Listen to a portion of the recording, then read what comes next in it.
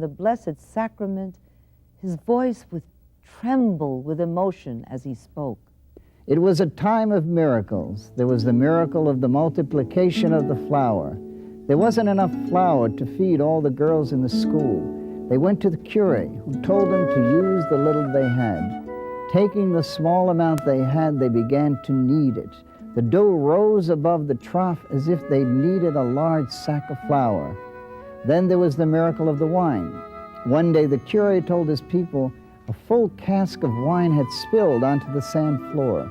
When they investigated, the cask was empty. They were barely able to collect 2 tiny pails of clear wine. They poured what little they had into a cask which was nearly empty. To their amazement, they kept drawing from that cask for days. When people tried to give the curé credit for miracles occurring in the parish, he always pointed to God and the intercession of the saints, especially his Saint Philomena. He insisted, "I do not work miracles. I am only a poor, ignorant man who once tended sheep. Turn to Saint Philomena. I have never asked for anything through her without receiving it. This was and is the kind of leaven the Lord will work with." The greatest single miracle of ours was the living out day by day of who he was.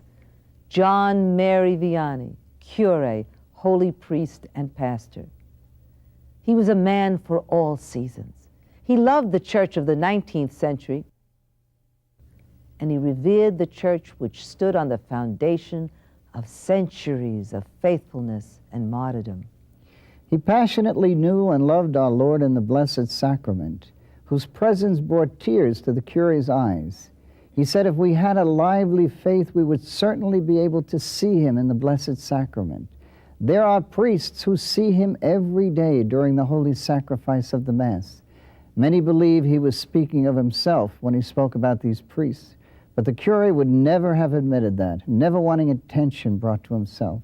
Our curé was blessed by Our Lady's appearance. Now, this didn't come from him, but from Mademoiselle Durier, an eyewitness who testified at his beatification process.